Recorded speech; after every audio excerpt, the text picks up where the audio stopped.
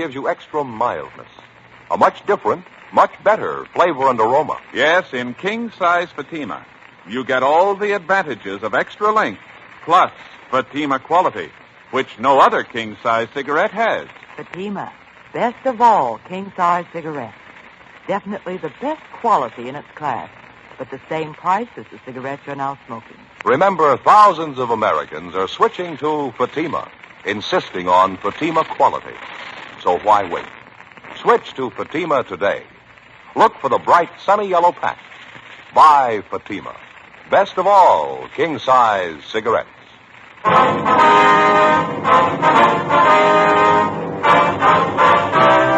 Dragnet, the documented drama of an actual crime. For the next 30 minutes, in cooperation with the Los Angeles Police Department, you will travel step by step on the side of the law through an actual case transcribed from official police files. From beginning to end, from crime to punishment, Dragnet is the story of your police force in action. It was Tuesday, October 18th. It was cloudy in Los Angeles. We were working the early morning watch out of homicide. My partner's Ben Romero. The boss is Thad Brown, chief of detectives. My name's Friday. I was on the way back from the stats office, and it was 3:26 a.m. when I got to room 42. Homicide. Hi, Brian. Hi. Got those mug shots you wanted, Joe. Here you go. Oh, thank you. The captain leave yet? They're waiting for me in the garage. You call Ben? I'm going to right now, yeah. Okay. I guess I better hustle it. See you out there, huh? Right, Brian.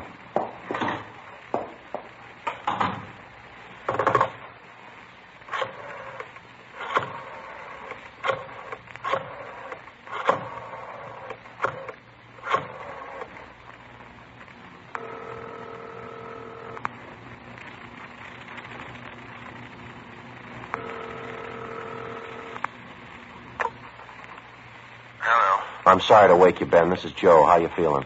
Oh, hi, Joe. What time is it? 3:30 a.m. How's a sore throat? Oh, it's a lot better. Want to be back to work tomorrow. Well, we need you now, Ben. You want to be ready in about 20 minutes? I'll pick you up. 20 minutes?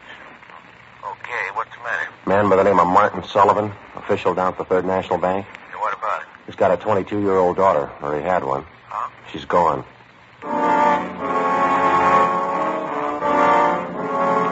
Less than 14 hours before, at 1 o'clock the previous afternoon, Judith Sullivan was last seen driving off in a car with a man who'd represented himself as a friend of her father's.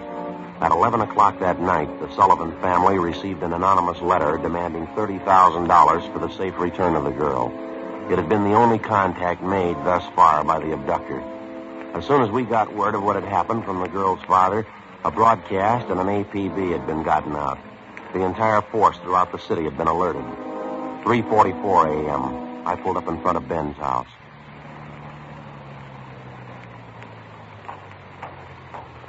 Well, good morning. Hi. You made good time. Where are we headed? The Sullivan home out on Castro Boulevard. Thad Brown's out there now with Brian. Any leads to go on? No, not so far. The girl disappeared a little before 1 o'clock yesterday afternoon. Note from the abductor came through last night. They're asking $30,000. Oh, I don't get it. Sullivan hasn't got that kind of money. Yeah, I know that. Poor guy's almost out of his mind. Mrs. Sullivan, too, they're all broken up. He filled me in. How'd it happen? Well, the girl was taken from a business school that she goes to. Man had her called out of class. He told her her father was sick. Said he was a friend of the family. How about the teachers? What was their story? Well, they said the girl didn't want to go with the man at first, but he finally talked her into it, kept telling her her father was dying. Yeah, lousy thing. Did he use a car? Yeah, blue sedan, that's all we know. Witnesses didn't get the make or the license number. Any description on the man? Yeah, they say about 5'9", 160, brown suit and dark hair. Is that all? That's it. Here's a copy of the letter that the Sullivans got. You can read it. It's the usual. All right, thanks. I have your daughter, Judy. Get $30,000 quick if you want her back alive. Don't call police or I'll kill her. Contact you later, signed The Wolf. Who's he kidding? I don't know. I could think of a better name. Well, here we are.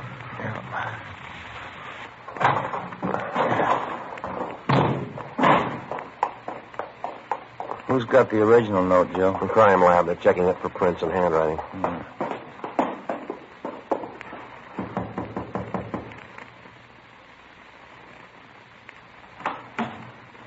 Hi, Joe Romero. In the living room. Thank you, Tom. That's the way I see it, Mr. Sullivan. You understand exactly what you have to do now? Yes, I'll do as you say. All right, sir. Here are the two men who will help you. Sergeant Friday and Romero, Central Homicide. Sorry, Mr. Sullivan. Mr. Brown, are you sure about all this? I keep thinking he might get frightened. He might do something to her. Believe me, Mr. Sullivan, it's the only way. I know how you must feel, but we can't do anything else. All right. I want to see Mrs. Sullivan first. Will you excuse me? I'll be ready in a moment. All right, fine. What is it, Chief? Any development? Back here, in the dining room. Yeah? That's it on the table. Second note from the guy. When did it come? Half an hour ago. The guy had it delivered by a special messenger, used a plain envelope. Messenger kid didn't know anything about it, doesn't remember what the guy looked like. Let's see, Joe. Yeah, all right. It says, meet me in Elysian Park, 5 o'clock this morning near Balkan Drive. Come alone, bring 30,000. We'll return girl. Don't tell the cops. I'll kill her if you do. It's the same signature, Wolf. Not much time, Chief. It's 4 a.m. now. I know. What we'll have to do as he says. There's no other way. Sullivan's going out there alone, is he? You're going with him, you and Romero. You'll be hidden in the trunk of his car. All right. Anything else? Any plan you want us to follow? Get him, that's all. 4:15 a.m. Ben and I went out back to the garage where Mr. Sullivan's car was parked. We jammed ourselves into the trunk compartment, and Brian closed the door on us. The latch was rigged so that we could push open the door from the inside. A few minutes later, Mr. Sullivan came out, got in the car, and we drove off. At 3 minutes to 5, we pulled up at the designated meeting place up in Elysian Park. We waited. Nothing happened. 5 minutes past 5 a.m. Still nothing. Outside, it started to thunder. Rain's starting, man. Windy. Joe? Do you hear it? Yeah. A car coming up the road toward us, sounds like. Yeah. Wait a minute. Coming over this way. Yeah, sounds that way, doesn't it? Are you ready? Right. All right, easy. Coming back here. Watch it now.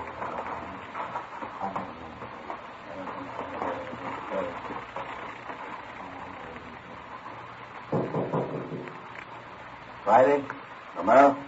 Chief, is that you? Yeah, come on out. Meeting's off. Look, that's a break. It's in my leg.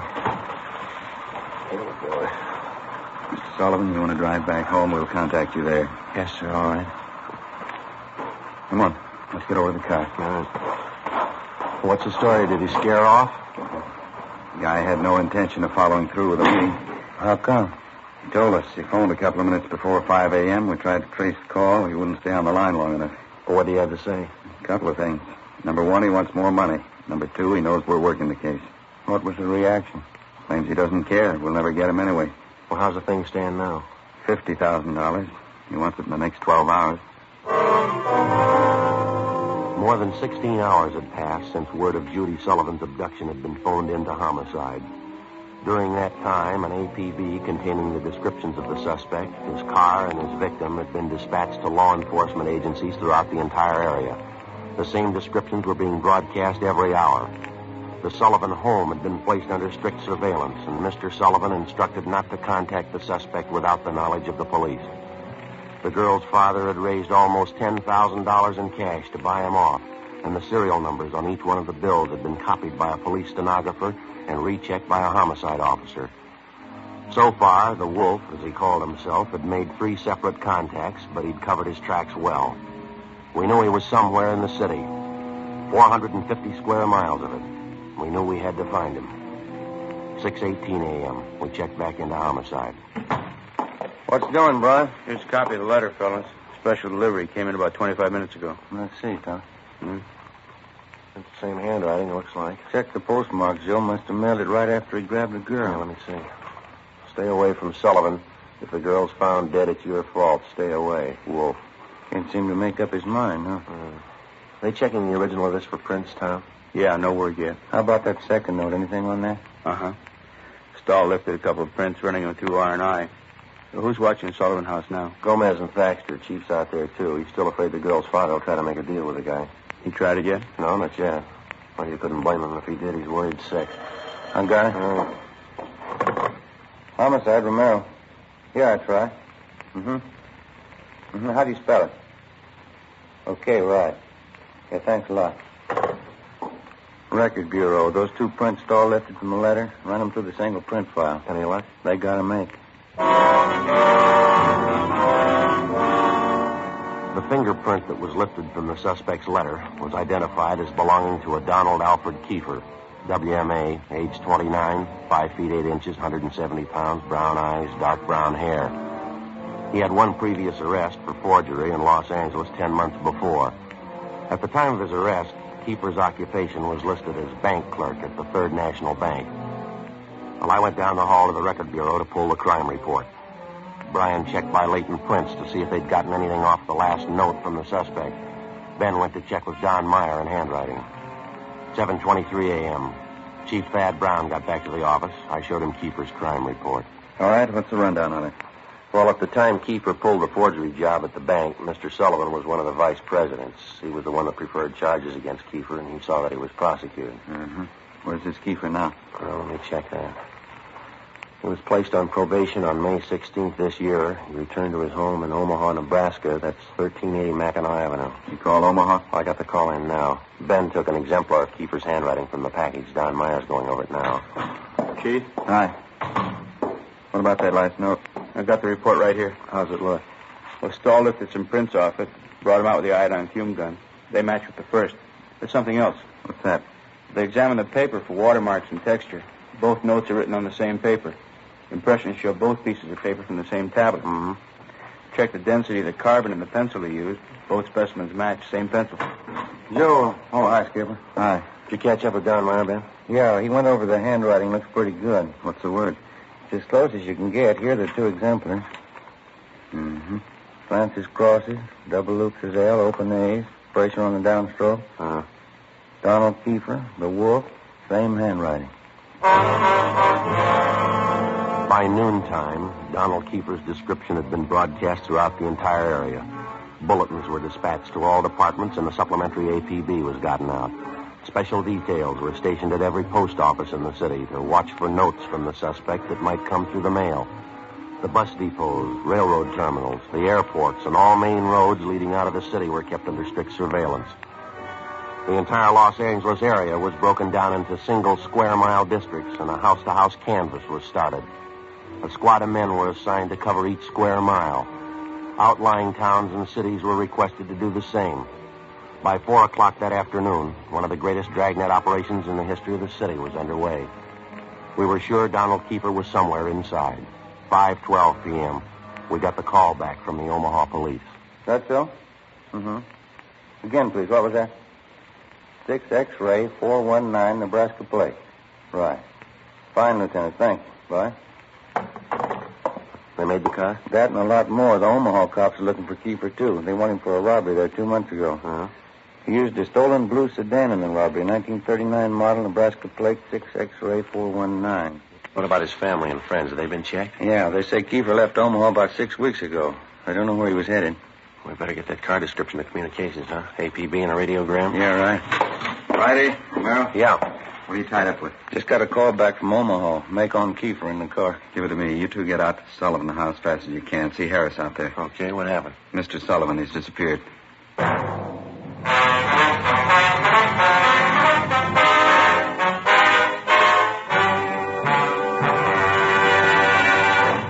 You are listening to Dragnet, authentic stories of your police force in action.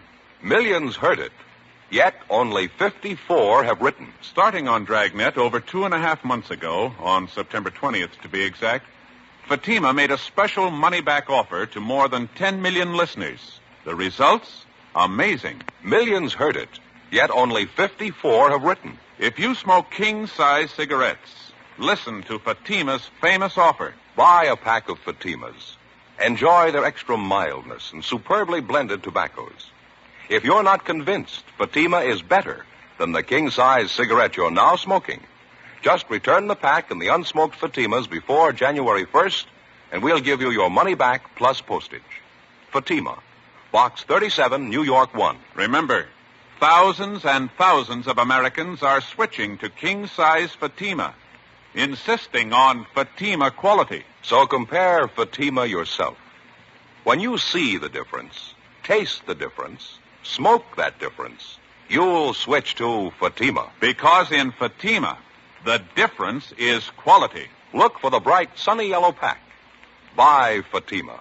Best of all, king-size cigarettes.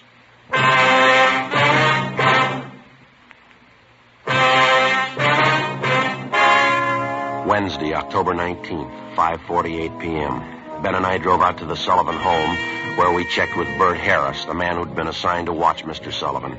He told us that at about 3 o'clock that afternoon, the father of the missing girl had a phone call. He said he had to go down to the bank, and Harris went with him. While they were at the bank, Mr. Sullivan succeeded in decoying Harris with a fake telephone call. While Harris was answering the call, Sullivan disappeared.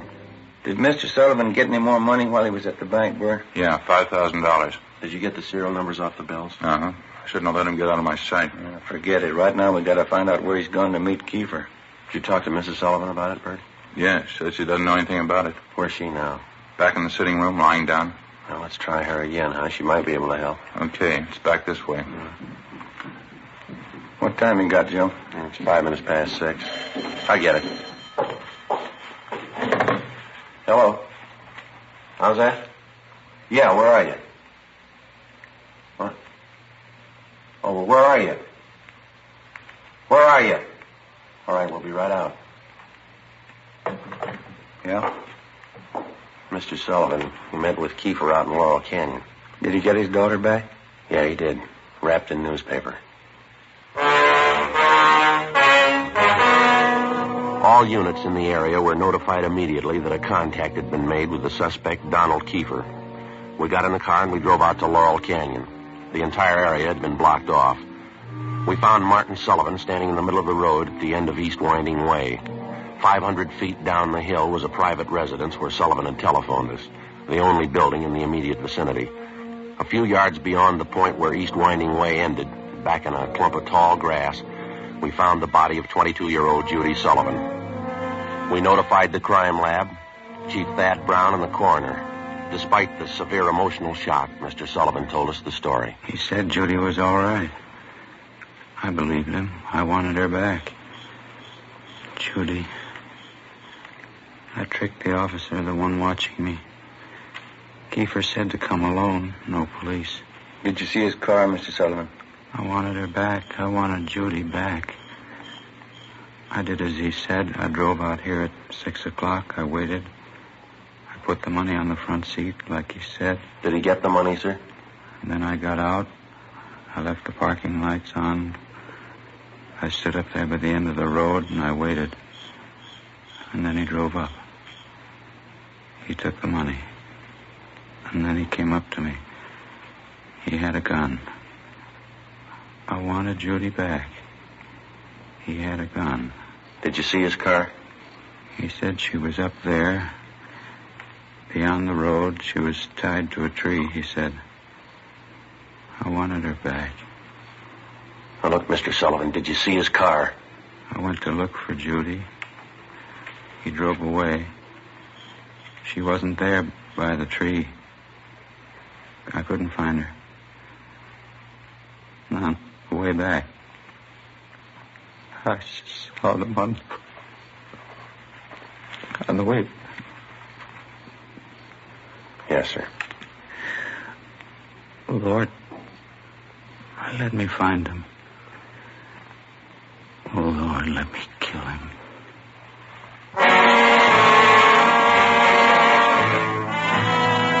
Before he collapsed completely, we showed the dead girl's father a picture of Donald Kefir, and he identified him definitely. The information was immediately relayed back to Central Division and rebroadcast over our entire radio system. Teletypes were dispatched to sheriff's offices and communications sent to law enforcement agencies throughout the country. 9:52 p.m. The house-to-house search was intensified. The Dragnet operation in which we hoped to trap the killer was drawing slowly inward.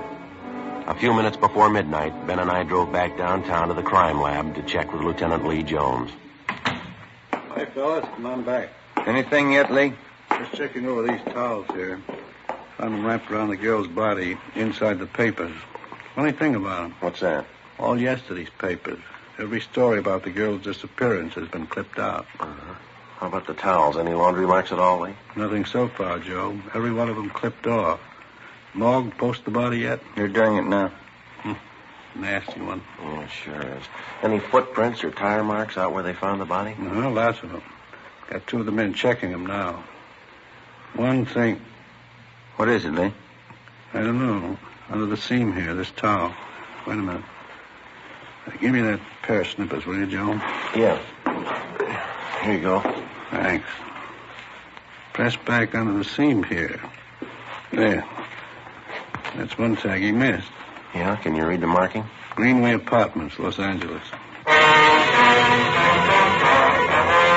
12:34 a.m. We located the Greenway Apartments in the East Wilshire district, and we checked with the manager.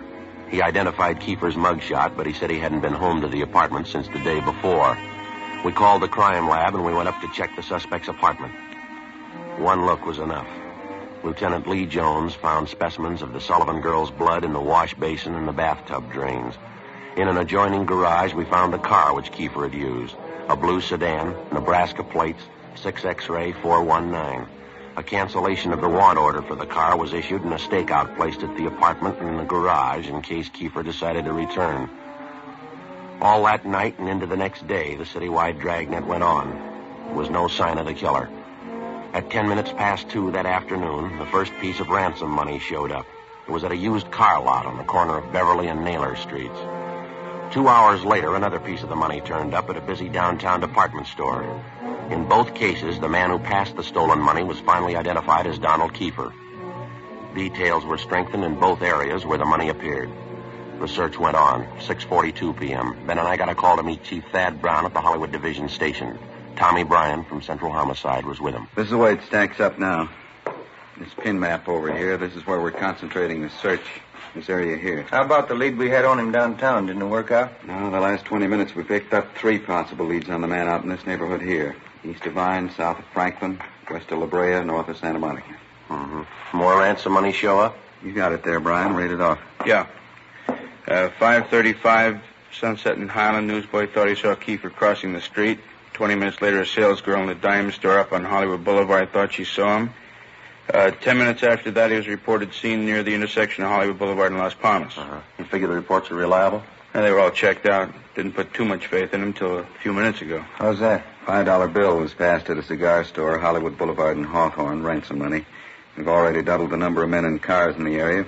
Men stationed at every intersection to keep an eye on pedestrian traffic. We're covering everything. Streets, stores, covering the whole neighborhood. I'll get it. Homicide, Brian. Yeah, just a minute. You, Chief. Oh. That, Brian? Yeah. Uh-huh.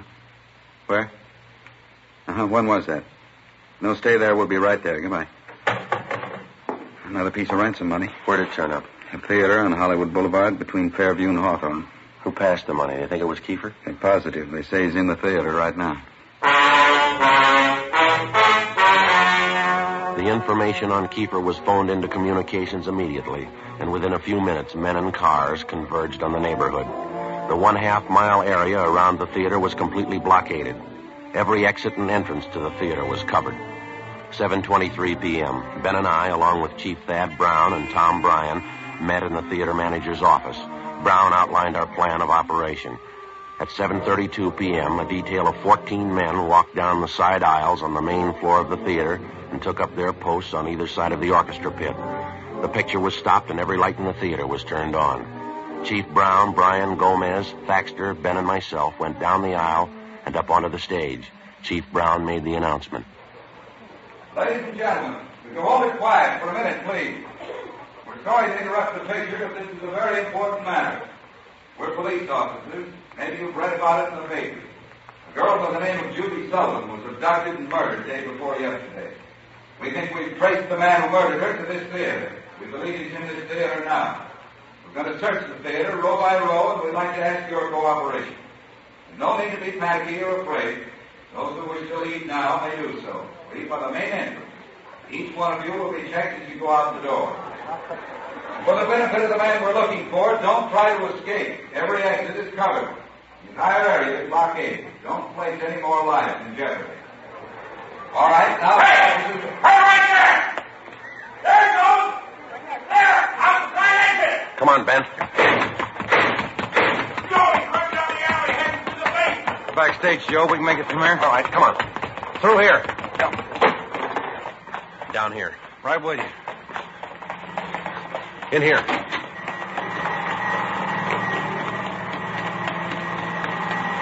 Come on, over here.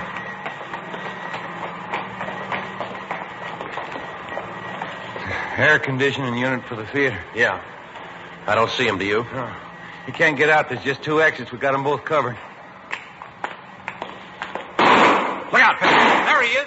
All right, keep her. Hold it. Don't shoot, I...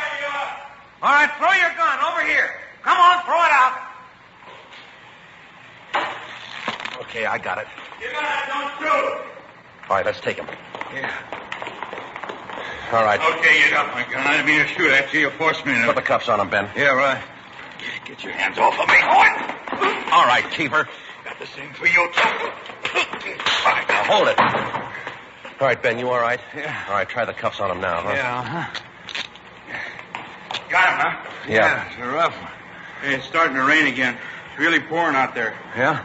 Guess we better get him out the car, huh? What's the hurry? How do you mean? Why spoil a good rain?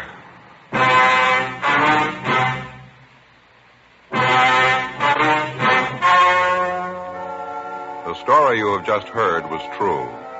The names were changed to protect the innocent. On January 19th, trial was held in Superior Court, Department 87, City and County of Los Angeles, State of California. In a moment, the results of that trial. Now here is our star, Jack Webb. Thank you, George Fenneman. Friends, this Sunday evening, December 16th, Fatima brings you a television preview of Dragnet on Sound Off Time on NBC. Check your papers for the time.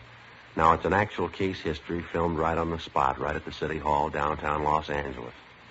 Starting in January, Dragnet will be seen regularly on television, in addition to Dragnet Radio. Now, remember, Fatima is making all this possible and making it possible for you to give the best this Christmas to everybody who smokes king-size cigarettes. Fatima in the new holiday gift carton. It's the smartest of all Christmas cartons, just as it should be, because Fatima is the best of all king-size cigarettes. Give Fatima.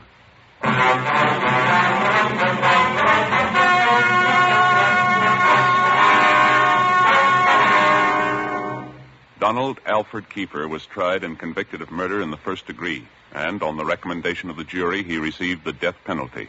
He was executed in the lethal gas chamber at the State Penitentiary, San Quentin, California.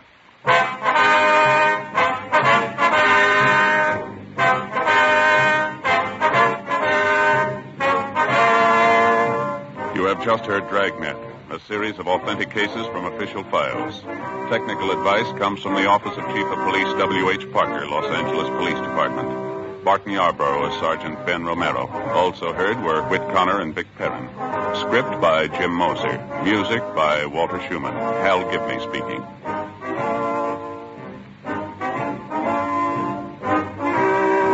Fatima Cigarettes, best of all king-size cigarettes, has brought you Dragnet, transcribed from Los Angeles.